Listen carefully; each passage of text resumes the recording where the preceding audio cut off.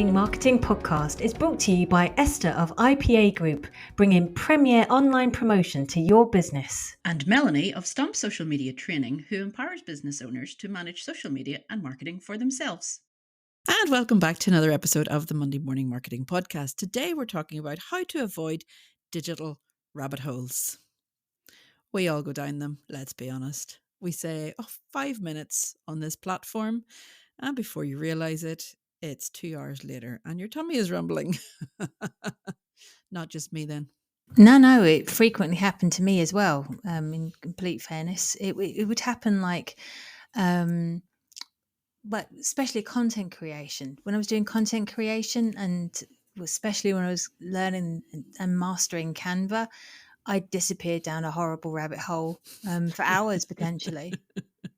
Yeah, I mean, it's these people that's, sure, it only takes 5 minutes. It only takes 2 clicks. You're like, no, it really doesn't. We know, we've been there. So as you were saying with content creation, if you're researching or looking for information on what to share, that alone can be hours and hours of Google searches and reading blogs, and then reading something maybe totally unrelated, but because it is at the bottom of one blog, you're like, I'll read this one too. And I'll check out this thing. And then before you realize it, you've gone on a complete tangent and haven't actually got anything to share. So how can we avoid it? Well, one of my favourite suggestions, and I don't know how many people see these cropping up online every now and then, is focus hours. I find focus hours quite useful. So I'm normally aware of a focus hour happening one week or one day, and I'll make it an objective for that focus hour. And that could be complete the research or complete, all of the graphics I need for for one particular image, but for each platform, and then work out all the words that are going to be around it, or maybe finish off a blog or frame a blog. Mm-hmm. But I know an hour is probably a bit ambitious for for a lot of people for a blog. But normally I've already done my framework and then I just sit there and write it. Yeah. And those focus hours are more about accountability, because when you join them, they say, what are you going to be working on? You spend about 5 minutes for everybody on the call or in the room to say what they're going to say and say what they're going to be working on. And then so you work, potentially it's only 50 minutes work, because you do have to sort of check in the last 5 minutes at the end. So it's not the full hour before you get scared and go, no, an hour is too much for me, or I couldn't possibly do something for an hour. Believe me, you can. Because once you open TikTok, X, Facebook, you could be there for 2 or 3 hours without realizing. Oh, easily TikTok. The amount of people who lose Sunday mornings to TikTok. Yeah. Especially saying, if you have a podcast guest, or sorry, not guest, co-host, obviously not guest, podcast co-host like I do, who will send you funny TikToks on a Sunday morning and drag me down the same rabbit hole. Thanks for that.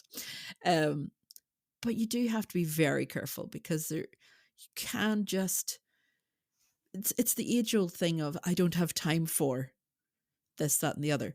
So something that I like to try and implement every time that I'm going, especially if I'm using my computer, is to use a software called Clockify. I think you use one similar. It's called Toggle. I use Toggle. They're both free, or they have free options, don't they? Yeah. So you can just press click to start, and it will time you. Because if you're like, it's only 5 minutes, it's really not. And it will actually give you a really good time frame of how long you actually do spend on it. Another thing, if you have an iPhone, for example, you can go on to the settings and see just how long you spend each day or each week on the different apps. So that's a real eye opener too. So the next time you say, I don't have time to do my marketing, take a look at why. No, I agree that actually. And also being mindful of, you've got family things, or you want to go and collect the kids at a certain time, or you've got a meeting that you've got to get to, try not to, arrange to do your digital marketing and your social media type things with deadlines like that coming up and looming up.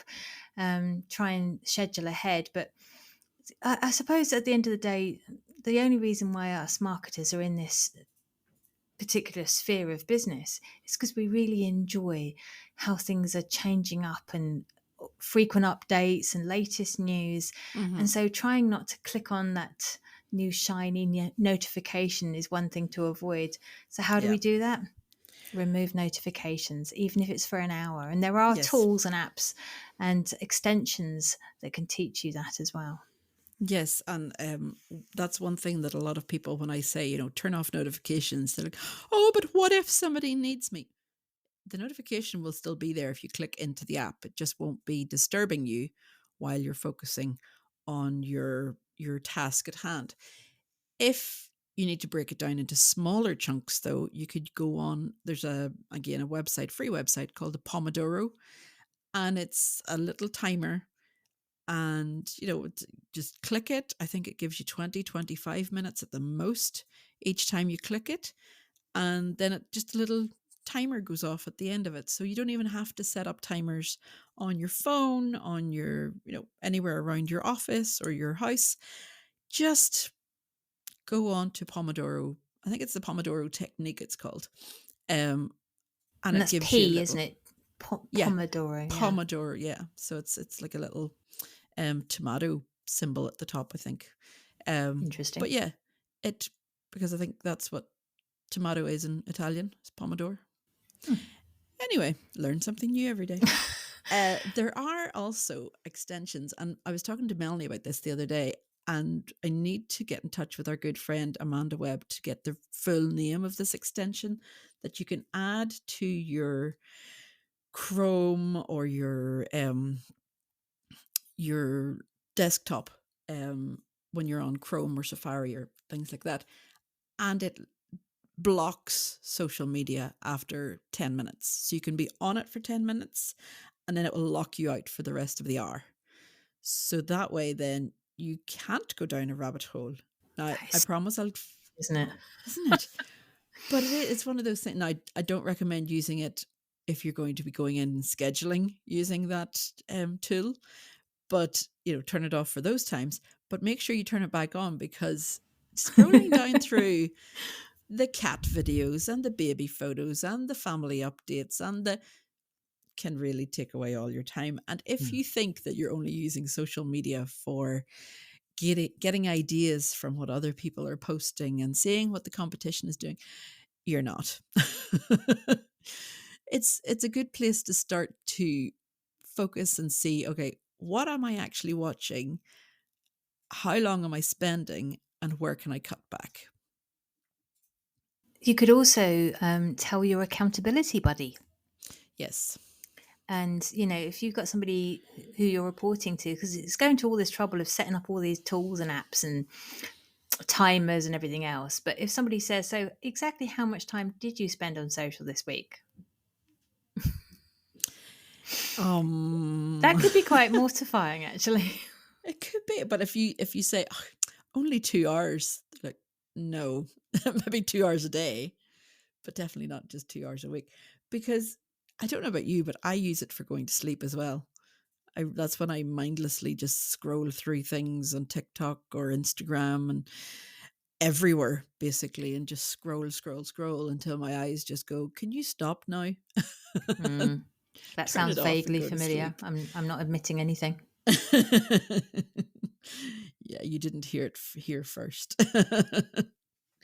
But it's one of those things that you just have to be mindful of it, because you could just be shooting yourself in the foot, um, metaphorically, obviously, by saying, I don't have time to set up an ad. I don't have time to design a new photograph, a new image for socials. I don't have time to, when you do. You're choosing to spend your time doing different things. So we're suggesting you use digital tools to prevent the digital rabbit hole that we all go down. That's really Have you- funny, really, isn't it? Yeah. Yes, I mean, use digital to stop digital. It's ironic. Have you any other final tips before we wrap up today's episode? I do think there's one more. If you know that you are going to be distracted because you're working from a certain location, and there were some co-working spaces that I used to work in years ago, which were fabulous. And it was great for connecting with people and interpersonal relationships and that sort of stuff. But I actually didn't get any work done there. And, sometimes it's down to your environment as much as anything else. I can't work from home. I get distracted by my cats, TV, washing up, anything really. So I have to be in an office where I'm just locked alone in a dark room, pretty much. Yeah. Whereas I'm more of the opposite. I don't get distracted because we do work from home. I don't care about the washing the washing up. It can stay there. But what distracts me is music. So I can't have music blaring from other people. So it's really funny. Like, I love music. I love listening to music, but hearing other people's music doesn't always gel in my brain. So if you are sharing an office with people, make sure that you come to an agreement on whether there's music being played, if it's a radio station, because that too can be a distraction and take you down another rabbit hole of singing along to the songs instead of doing your work. So do be mindful and look out for your environment and look out for ways that you can modify it. We're not saying, turn off all social media and never go near it again. Obviously, I mean, we wouldn't be in the jobs that we're in if we believed that. No, that's true. But do try to limit your excessive exposure that a lot of us have. And you might find that you're happier for it. So we'd love to hear what you think.